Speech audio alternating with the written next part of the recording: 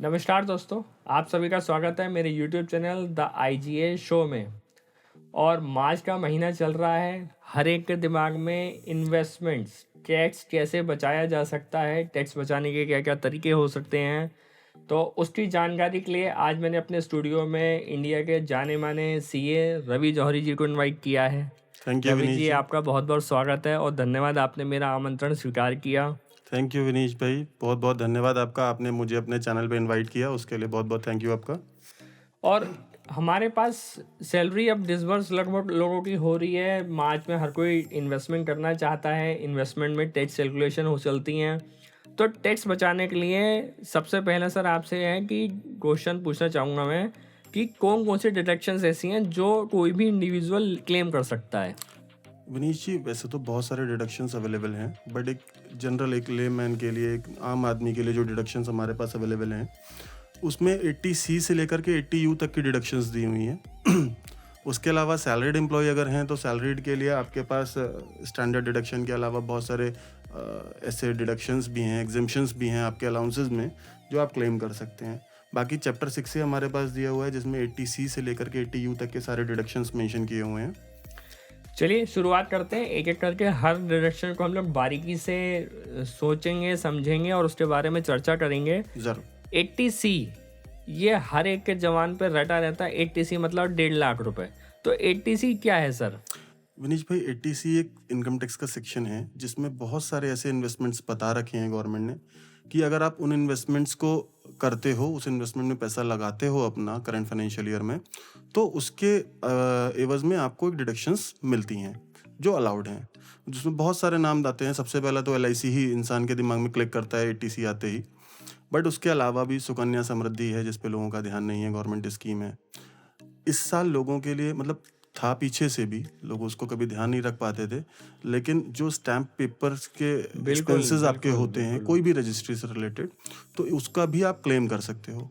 उसके बाद NSC है, उसके बाद आपका बहुत सारे हाउसिंग लोन का प्रिंसिपल है, ये सारे ऐसे एक्सपेंसेस हैं। उसमें बहुत सारे नाम लिखे हुए हैं नीचे, उनको आप एक बार गो थ्रू करेंगे तो समझ में आएंगे, बहुत सारी चीज़ें दी हुई हैं उसमें।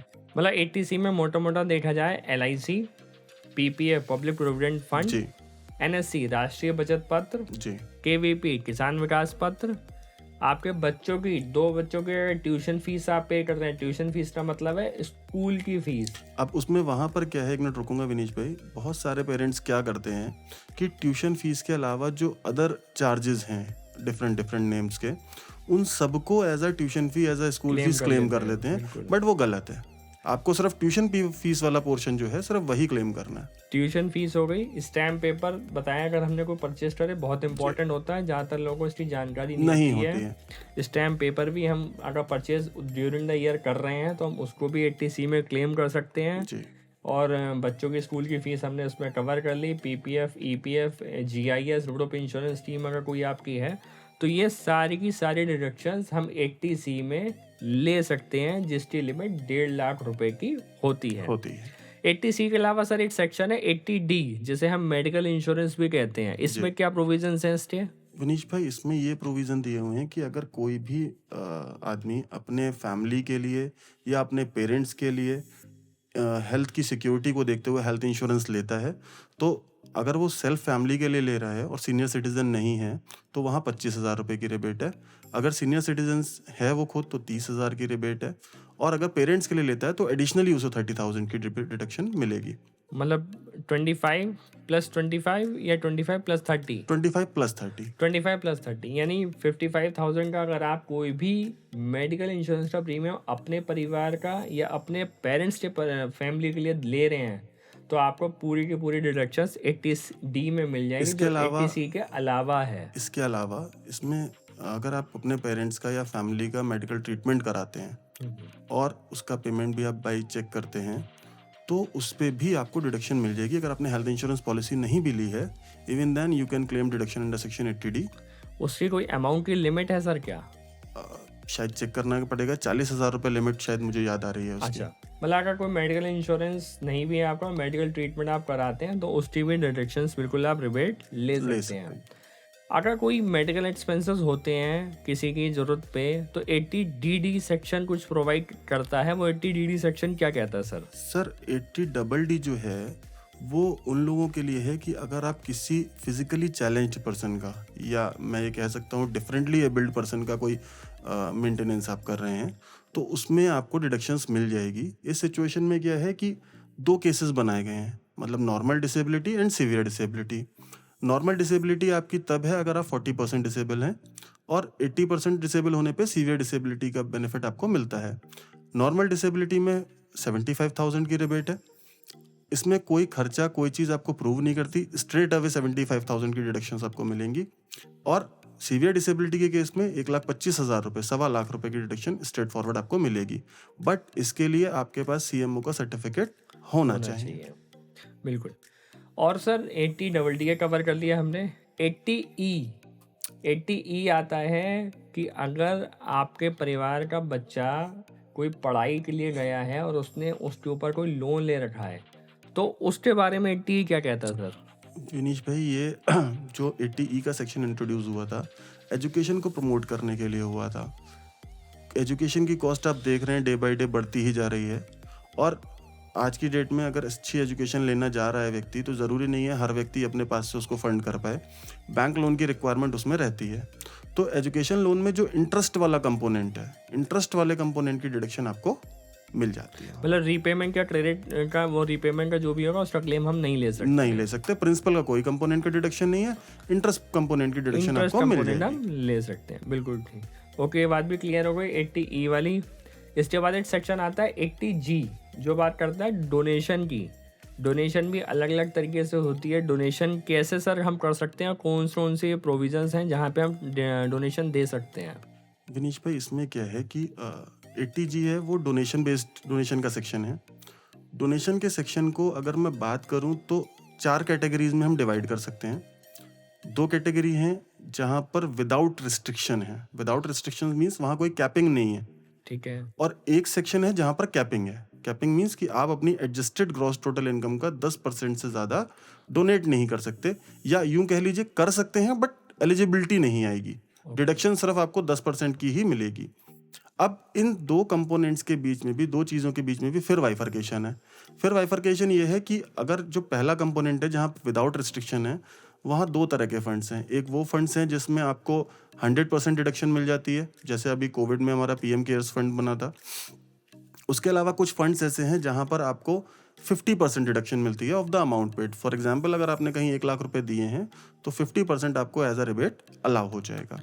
यानी 50% का मुझे टैक्स रिबेट मिलेगा, या 50% की मेरी इनकम कम होगी? 50% आपकी इनकम कम होगी, उसके बाद जो नेट इनकम बचेगी उस पर आपका जो स्लैब रेट है वो अप्लाई होगा। ओके। इसी तरीके से जो दूसरा वाला कंपोनेंट था इसमें, जहाँ विद रिस्ट्रिक्शन है, वहाँ रिस्ट्रिक्शन ये है कि आप अपनी एडजस्टेड ग्रॉस टोटल इनकम का 10% से ज़्यादा डोनेट नहीं कर सकते एलिजिबिलिटी के लिए। अब इसमें 1 मिनट को मैं बताऊंगा, आपका लोगों का ध्यान उस पर आकर्षित करना चाहूँगा। एडजस्टेड ग्रॉस टोटल इनकम का मतलब ये है आपकी total income less all the deductions you have from 80C to 80U except 80G। मतलब 80G को छोड़ के जो भी सेक्शंस में डिडक्शंस आपके लिए एलिजिबिलिटी हैं वो सारी क्लेम कर लीजिए। क्लेम करने के बाद जो इनकम बची वो आपकी एडजस्टेड ग्रॉस टोटल इनकम कहलाएगी, और उसका 10% ही आप डोनेट कर पाएंगे। उस 10% में भी 2 क्लॉज हैं, एक 100%, एक 50%। नॉर्मली जो हमारे आसपास में मंदिर के या चैरिटीज़ के जो ट्रस्ट होते हैं वो 50% वाले रहते हैं, तो आप वहाँ डोनेशन दीजिए, डोनेशन के साथ अपनी रिसिप्ट ले लीजिए। इसमें एक चीज़ मैं और कहना चाहूँगा, ये जो डोनेशन है ये नॉन कैश मोड पे ही अलाउड है, 2,000 रुपये से अगर ज़्यादा है तो। ओके, मतलब जब भी मैं किसी को दूं तो 2,000 से ज़्यादा चेक के मोड पे ही दूं, या किसी भी मोड में दे सकते हैं। आजकल UPI चल रहा है, UPI, credit, NEFT, whatever you can prefer, उसमें मैं कर सकता हूँ। 80G अगर मैं कोई डोनेशन करता हूँ, चाहे वो मंदिर, गुरुद्वारे, चर्च या किसी भी सोसाइटी, ट्रस्ट जो कि सेक्शन 12AA में रजिस्टर्ड, बिल्कुल आपको देखना पड़ेगा कि आप जहां डोनेशन कर रहे हैं, और अगर आप उसकी डोनेशन की डिडक्शन लेना चाहते हैं तो उस सिचुएशन में पहले आपको चेक करना पड़ेगा कि वो ट्रस्ट 12AA और 80G में रजिस्टर्ड है या नहीं है। फिर आप वो क्लेम कर सकते फिर हैं। क्लेम कर सकते हैं। एक सेक्शन है सर 80GG जो रेंट की बात करता है, ये सेक्शन क्या कहता है? सर ये सेक्शन ये कहता है कि जैसे सैलरीड एम्प्लॉय होते हैं, उनको एचआरए मिलता है, वो अपने एचआरए की डिडक्शन ले जाते हैं अगर वो कहीं रेंटल प्रॉपर्टी पे, रेंटल प्रेमिसेस में रह रहे हैं। बट एक आम आदमी जिसको कहीं से कोई एचआरए नहीं मिल रहा, जो सैलरीड पर्सन नहीं है, बट कंडीशंस हैं कि वो कहीं रेंटल प्रेमिसेस में रह रहा है, रेंटल प्रेमिसेस में अकोमोडेट है, तो उसके लिए भी गवर्नमेंट ने डिडक्शन ये दी है कि 80GG में आप जो रेंट पेड है उसके बिहाफ पर डिडक्शन ले सकते हैं। हालांकि वहाँ भी कुछ कंडीशंस दी हुई हैं बिल्कुल कि आप जो अपनी एडजस्टेड ग्रॉस टोटल इनकम है उसका रेट दिया वो 10% माइनस रेंट पेड, उसके अलावा 5,000 पर मंथ, तो 3-4 क्राइटेरिया दिया हुआ है। उस क्राइटेरिया में जो सबसे लोएस्ट होगा that will be allowed as deduction under section 80GG। Okay, मतलब रेंट अगर पेड कर रहे हैं और आपको एचआरए नहीं मिल रहा है तो ये सेक्शन बिल्कुल आप ही के लिए के लिए बना हुआ है। Section 80GGC sir political party donation की शायद ये बात करता है, ये सेक्शन क्या कहता है सर? सर ये सेक्शन ये कहता है कि अगर आपने किसी पॉलिटिकल पार्टी या इलेक्टोरल ट्रस्ट को डोनेशन दिया है, that too by any mode other than cash, तो उसकी डिडक्शन आपको इनकम में से मिल जाएगी। इलेक्टोरल मोड सर क्या होता है ये? इलेक्टोरल मोड नहीं सर, ये मैं कह रहा हूँ इलेक्टोरल ट्रस्ट। इलेक्टोरल ट्रस्ट क्या होता है सर? सर ये इलेक्टोरल ट्रस्ट डिफाइन किया हुआ है इनकम टैक्स एक्ट में, वहाँ उसकी डेफिनेशन दी हुई है। जो as a electoral trust register कराया जाता है वो है electoral trust. Electoral trust basically अगर पॉलिटिकल पार्टी को नाम किसी को नहीं दिखाना है और किसको भी डोनेट कर रहे हैं, जिससे ये ना पता चल पाए कि हमने जो डोनेशन दी वो किसको दी है, तो उसके लिए इलेक्टोरल ट्रस्ट का एक फॉर्मेशन किया गया गवर्नमेंट के द्वारा, तो उसके थ्रू भी आप कहीं पे भी डोनेट कर सकते हैं अगर आप कहीं पे शो नहीं करना चाहते हैं तो। सर पॉलिटिकल पार्टी में क्या कोई रिस्ट्रिक्शंस है डोनेट करने की? सर कई जगह दिया है, कई जगह लोग बोलते हैं कि यहाँ पर भी 80G की तरह एडजस्टेड ग्रॉस टोटल इनकम वाला क्लॉज लगेगा, बट मैंने एक्ट में पढ़ा मुझे कहीं भी 10% वाला क्लॉज, कैपिंग का कोई क्लॉज नहीं है। मैंने इसमें आप कितनी भी डोनेशन दे सकते मुझे नहीं दिखा, as per your convenient, your choice. Sir 80U कुछ लोग हम लोग डिसेबल कह सकते हो या कह सकते हो स्पेशली एबल्ड लोग होते हैं, बिल्कुल ठीक बात, स्पेशली एबल्ड लोग होते हैं, उनके लिए भी सरकार ने 80U का प्रोविजन बनाया है, वो क्या है सर? सर ये जो प्रोविजन है it is just a similar provision like 80DD। 80DD में क्या हो रहा था कि आप किसी दूसरे पर्सन का मेंटेनेंस कर रहे थे, PWD पर्सन विद डिसेबिलिटी वाले को। यहाँ पर क्या है कि आप खुद ही फिजिकली चैलेंज्ड हो या फिजिकली डिसेबल्ड हो, या मैं अगर आपकी बात को आगे बढ़ाना चाहूँगा स्पेशली एबल्ड हो। अगर आप खुद ही स्पेशली एबल्ड हो और खुद आप अर्निंग मेंबर भी हो, तो वही जो डिडक्शन 80DD में था वही सेम डिडक्शन आपके लिए यहाँ पर अलाउेबल है। 40% 75,000, 80% 1,25,000। ओके, ये डिसेबिलिटी का प्रोपोर्शनेट है, अगर 40% से कम है तो ये मिलेगा, 40% से ज़्यादा है तो ये मिलेगा। जी सर लोग सेविंग बैंक में पैसा रखते हैं, सेविंग बैंक में ब्याज मिलता है, सरकार उस पर भी टैक्स ले लेती है। ये बात समझ में नहीं आती कि अपने पैसों पे हम कितनी बार टैक्स देंगे, तो इस टाइप कोई प्रोविजन है क्या? बिल्कुल है विनीश भाई। इसमें क्या है, देखिए एक आम जनमानस जो है वो अपने बैंक में बहुत ज़्यादा फंड्स नहीं रख सकता, जाहिर सी बात है, और उसको फिर बहुत ज़्यादा इंटरेस्ट भी नहीं मिलता। बैंकिंग इंटरेस्ट आप समझते हैं सेविंग अकाउंट में 3% 4% बहुत हार्डली। तो एक नॉर्मल बंदे के ऊपर, नॉर्मल एसएससी के ऊपर कोई बर्डन ना पड़े, इसलिए गवर्नमेंट ने एक सेक्शन इंट्रोड्यूस किया 80AA। उसमें यह दिया गया है कि अगर आपने अपने सेविंग बैंक में कोई इंटरेस्ट अर्न किया है तो 10,000 रुपये तक पे इंटरेस्ट पे कोई आपको टैक्स नहीं देना है, उसकी रिबेट आपको मिल जाएगी। ठीक है ना, जितना आपको मिले। सीनियर सिटीजन पे भी सेम है क्या सर ये? नहीं, सीनियर सिटीजन्स के लिए केस थोड़ा सा डिफरेंट है। एक्चुअली क्या है, सीनियर सिटीजन्स अपनी जो जीवन भर की कमाई होती है, जो उनकी अर्निंग्स होती हैं, या एक रिटायर्ड पर्सन की बात कहूँ जो उनका रिटायरमेंट फंड होता है, वो उठा करके वो जनरली एफडी कराते हैं या सेविंग बैंक अकाउंट में छोड़ देते हैं कुछ लोग। तो उनके केस में क्योंकि रिटायरमेंट फंड है तो इंटरेस्ट थोड़ा ज़्यादा मिल जाएगा, तो वहाँ पर 80TTB इंट्रोड्यूस किया। अब इसमें एक फ़र्क समझ लीजिए, 80TTA जो है वो नॉर्मल पर्सन के लिए है, 80TTB सीनियर सिटीजन्स के लिए है, पहली चीज़। दूसरी चीज़, 80TTA में लिमिट 10,000 रुपये की है, 80TTB में 50,000 की है। तीसरी चीज़, 80TTA में सिर्फ सेविंग बैंक का इंटरेस्ट कवर है, बट 80TTB में saving bank interest as well as FDR interest दोनों ही कवर है। दोनों ही कवर है, यानी अगर आप सीनियर सिटीजन नहीं है तो 10,000 रुपये सेविंग बैंक के ब्याज की छूट ले सकते हैं, अगर आप सीनियर सिटीजन हैं तो आप सेविंग बैंक, एफडीआर या जो भी आपको मिल रहा जो है भी इंटरेस्ट ऑन अदर देन 50,000 की आप सिक्योरिटीज है वो रिबेट ले सकते उसमें हैं ले सकते हैं। जी। 80CCD सर, ये बहुत कंफ्यूजिंग सा रहता है। लोग एनपीएस के बारे में बात करते हैं, न्यू पेंशन स्कीम। 80CCD में भी 3 सेक्शंस मुझे पता है कि 3 आए थे, 1, 2, 1B।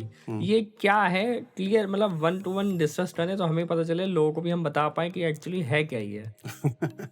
विनीश भाई देखिए, है क्या ना, सोशल सिक्योरिटी को प्रमोट करने के लिए 2 चीज़ें चल रही थी मार्केट में। एक तो ये था कि अभी तक गवर्नमेंट जो थी वो अपने एम्प्लॉयज़ को पेंशन खुद दिया करती थी सेल्फ फंड करके, बट टाइम के बाद गवर्नमेंट ने जो पेंशन स्कीम को रोक दिया, लेकिन सोशल सिक्योरिटी तो वहाँ भी ज़रूरत है, उसकी नीड वहाँ पर भी है। तो गवर्नमेंट ने ये सेक्शन इम्पोज कर दिया 80CCD। अब इसके 3 क्लॉज बना दिए। पहला क्लॉज क्या है कि 80CCD 1 जहाँ पर बात करते हैं हम, तो वहाँ पर आपके एम्प्लॉयर ने जो कंट्रीब्यूट किया है आपके पेंशन फंड में, जो आपके एम्प्लॉयर ने कंट्रीब्यूट किया है, उसकी डिडक्शन मिल जाएगी आपको, प्रोवाइडेड वहाँ पर कैपिंग दी हुई है कि अगर आप सेंट्रल और स्टेट गवर्नमेंट हो तो 14% ऑफ योर सैलरी, और अगर आप अदर देन सेंट्रल और गवर्नमेंट एम्प्लॉइज हो तो वहाँ पर 10% of your salary, maximum capping वो है। वो दे सकते हैं। दूसरी चीज़ 80CCD 2 की बात करता हूँ अगर मैं, तो 2 में क्या है कि जब एम्प्लॉयर कंट्रीब्यूट कर रहा है तो एम्प्लॉय भी कंट्रीब्यूट करेगा। तो एम्प्लॉय के कंट्रीब्यूशन पे मैक्सिमम 10% की कैपिंग है। आप जो अपना डिडक्शन करवा रहे हो, अपना पार्ट जो कटवा रहे हो, वहाँ 10% की कैपिंग है। अच्छा, इसके लिए सैलरी का डेफिनेशन अलग से दी हुई है, salary plus DA plus. Okay, ठीक है, मतलब कुल मिला के सेंट्रल स्टेट गवर्नमेंट है तो 14%, अदर में 10%, और अगर एम्प्लॉय कंट्रीब्यूशन तो है तो maximum 10%। मतलब आप कंट्रीब्यूट करते समय बात ध्यान रखिएगा कि आपको मैक्सिमम रिबेट इतनी ही मिलेगी, इतनी ही इससे ज़्यादा मिलेगी। नहीं मिलेगी। अच्छा, इसमें क्या है कि 80CCD 1B जो एक सेक्शन है वो उन लोगों के लिए है जो कहीं पर भी एम्प्लॉयड नहीं है, मतलब जो एम्प्लॉय नहीं है और चाहते कि मेरे भी एनपीएस जो खुल जाए, अपने लिए सोशल अपने सिक्योरिटी लिए लेना चाहते हैं। चाहते हैं, ओके, अपनी फैमिली के लिए सोशल सिक्योरिटी लेना चाहते हैं, तो उनके लिए 80CCD 1B है। लेकिन उसमें लिमिट का जो वो अमाउंट है वो क्वांटम 50,000 रुपये तक फिक्स किया गया है, मतलब 50,000 रुपये तक हम उसमें इन्वेस्ट उसमें कंट्रीब्यूट कर सकते हैं। दूसरी चीज़, ये डिडक्शन आपको इन एडिशन टू 1,50,000 मिलेगी, in addition to 1,50,000। In addition to 1,50,000। इसमें ऐसा नहीं है कि वो ये भी आपके उस 1.5 लाख में कवर कर दे, इसके लिए अलग से 50,000 की रिबेट है। बिल्कुल सर, आपने 80C से 80U तक की बारीकियां, बिल्कुल एक एक सेक्शन की हम लोगों ने डिस्कस करी। और 80C 1.5 लाख के अलावा भी बहुत कुछ हमारे पास होता है, हमारे को उसमें देखने की ज़रूरत है, और हम अपना बहुत सारा टैक्स का पैसा बचा सकते हैं। मतलब अगर आपकी 9, 9.5, 10 लाख तक सैलरी है और आप अगर इन्वेस्टमेंट ठीक ठाक करते हैं तो हो सकता है आपका कोई भी टैक्स ना देखिए जाए। विनीश जी, इसमें वही चीज़ मैं फिर एक बार कहूँगा, मैं व्यूअर्स को एक बार बोलना चाहूँगा कि कभी भी सेल्फ जनरेटेड नॉलेज पे, सेल्फ डेवलप नॉलेज पे इतना रिलाई मत कीजिए। आप जिस काम के लिए बने आप उसको कीजिए, अपने कंसल्टेंट को कांटेक्ट कीजिए। पॉसिबिलिटी है कि वो कुछ आपसे बेहतर बता सके, कुछ in addition to your decision बता सके, कि आपके डिसीजन के अलावा भी कुछ एडिशनल वो बता सकते हैं। जैसे स्टैम्प पेपर वाली चीज़ें बहुत लोगों को नहीं बहुत पता से होती हैं। बिल्कुल नहीं पता, ये मतलब बात आप सच है। समझिए कि आपके पास 1.5 लाख रुपए की छूट लेने के लिए रास्ता है, बट आपको वो पता नहीं है, क्योंकि पता ही आपको नहीं। पता है कि मेरे पास मैंने LIC नहीं करी है तो मेरे को नहीं नहीं मिलेगी। मिलेगी, इट मे बी पॉसिबल कि आपका कंसल्टेंट आपको बेटर गाइड कर दे। अवेयरनेस नहीं होती है अवेयरनेस नहीं लोगों है। में। दूसरी चीज़, ये जो आपके डिडक्शंस हैं, एक बार इनका ये चेक कर लीजिएगा कि पेमेंट एक्चुअल में मेड हुआ है या नहीं हुआ है। हाँ, मतलब ये एक्रूअल बेसिस पे नहीं है, ये पेड बेसिस पे है। बेसिस पे है। ठीक है ना, तो ये चीज़ें भी एक बार हमको देखनी पड़ेंगी इसमें।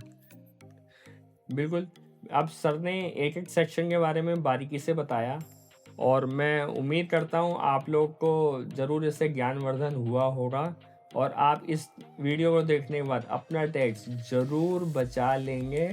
और अगर आपको मेरी वीडियो पसंद आई हो तो इस वीडियो को लाइक करें, चैनल को सब्सक्राइब करें, और इस वीडियो को जितने ज़्यादा से ज़्यादा हो सके शेयर करें। और रवि सर, आपको भी बहुत बहुत धन्यवाद, आपने अपने कीमती समय में से हमारे को समय दिया। थैंक यू विनीश हम आपको ऐसे ही आगे भी बुलाते रहेंगे। मैं आपके IGA शो को बहुत बहुत बधाई देता हूँ, और मैं चाहता हूँ कि ये नई ऊंचाइयों को छुए और ऐसे ही आम जनता में अवेयरनेस देता रहे, टैक्स प्लानिंग देता रहे। व्यूअर्स के लिए मैं बस यही कहना चाहूँगा कि हैप्पी टैक्स सीजन, अवेयर बनिए, अपना टैक्स प्लानिंग अच्छे से करिए। Thank you so much sir. Thank you भाई।